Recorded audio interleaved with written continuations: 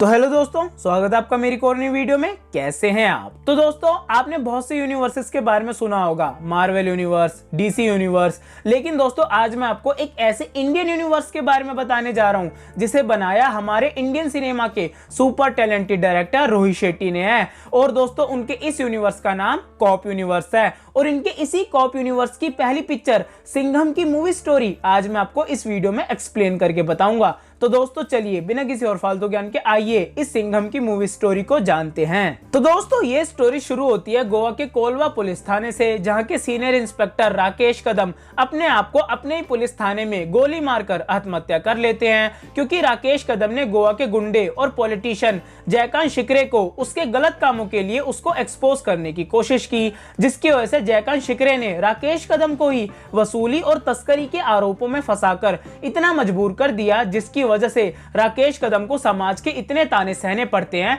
कि वो सुसाइड कर लेते हैं। तब फिर राकेश कदम की पत्नी मेघा जयकांत शिकरे के पास जाती है और कहती है कि भगवान किसी ना किसी को भेजेगा जो उसको उसके काले कारनामों की सजा देगा। तब फिर स्टोरी जाती है बाजीराव सिंघम नाम के एक दबंग और ईमानदार पुलिस इंस्पेक्टर की ओर, जो महाराष्ट्र और गोवा की सीमा पर स्थित शिवगढ़ नाम के एक गांव के पुलिस थाने का सीनियर इंस्पेक्टर होता है। और उस शिवगढ़ गांव के लोग भी बाजीराव को बहुत पसंद करते हैं।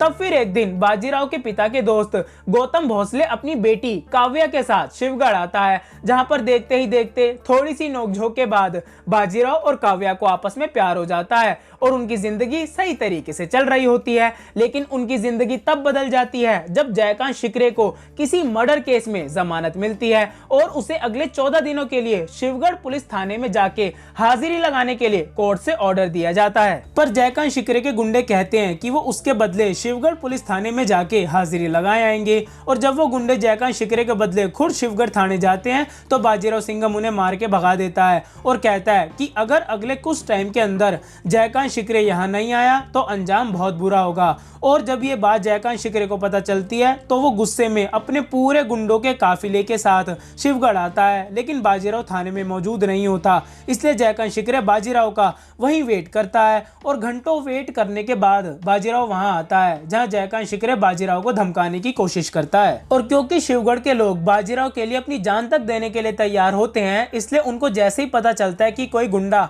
बाजीराव को धमका रहा है, तब शिवगढ़ के लोग बड़ी तादाद में शिवगढ़ थाने के बाहर इकट्ठा होते हैं और जयकांत शिकरे को जान से मारने की धमकी देते हैं और जयकांत शिकरे की सारी गाड़ियों को तोड़ देते हैं। लेकिन बाजीराव सिंघम उन्हें रुकने के लिए कहता है। तब फिर बाजीराव सिंघम जयकांत शिकरे से कहता है कि अगले 14 दिनों के लिए वो एक क्रिमिनल की तरह यहाँ आकर हाजिरी लगाए, वरना अंजाम बहुत बुरे होंगे।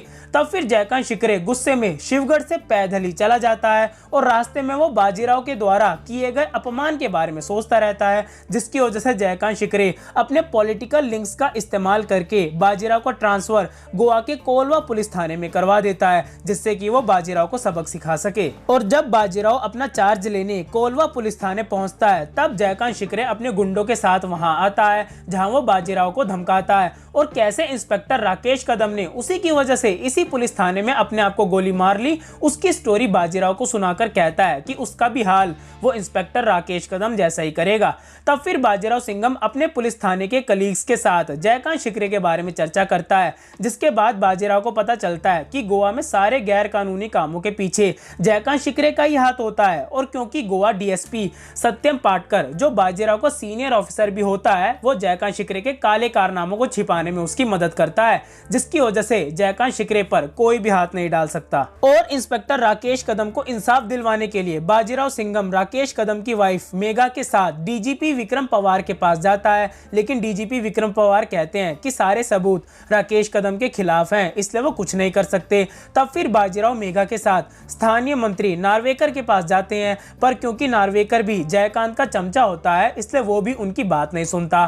तब फिर गोवा की एक लोकल पार्टी जयकांत शिकरे को अपना अगला उम्मीदवार चुन लेती है, जिसकी वजह से जयकांत शिकरे बाजीराव को और परेशान करना शुरू कर देता है। और इन्हीं सब चीजों की वजह से बाजीराव नौकरी छोड़कर अपने गांव शिवगढ़ जाने का फैसला करता है। लेकिन काव्या बाजीराव से कहती है कि उसे हार नहीं माननी चाहिए और डटकर इन मुश्किलों का सामना करना चाहिए। और काव्या सिंघम की इन्हीं बातों के बीच एकदम से जयकांत शिकरे के गुंडे उन पर हमला कर देते हैं, जिसकी वजह से सिंघम गुस्से में आकर उन्हें बहुत पीटता है और जेल में डाल देता है। तब उन गुंडों को छुड़वाने जयकांत जयकांत शिकरे का राइट हैंड शिवा आता है, लेकिन सिंघम उसे भी FIR फाड़ने के जुर्म में जेल में डाल देता है। तब शिवा को छुड़वाने DSP सत्यम पाटकर आता है, लेकिन सिंघम DSP सत्यम पाटकर को सारी पब्लिक के सामने खरी खोटी सुनाता है, जिसकी वजह से DSP सत्यम पाटकर वहां से चला जाता है। और जैसे जयकांत शिकरे ने इंस्पेक्टर राकेश कदम को झूठे चार्जेस में फंसाया था, वैसे ही बाजीराव शिवा की गाड़ियों में अवैध शराब रखवाकर मीडिया को बुला के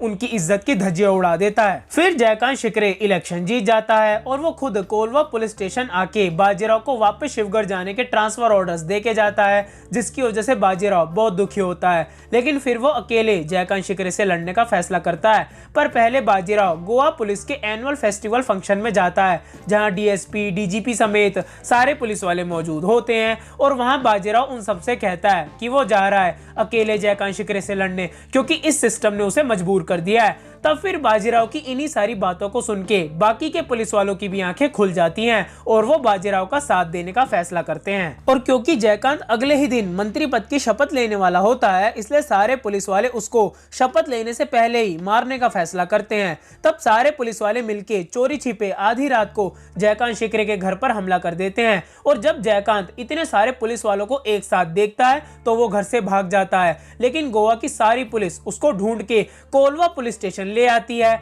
और जिस कुर्सी पर बैठकर राकेश कदम ने अपने आप को गोली मारी थी, उसी पर जयकांत शिकरे को बैठा दिया जाता है, जिसके बाद बाजीराव जयकांत को ठोक देता है।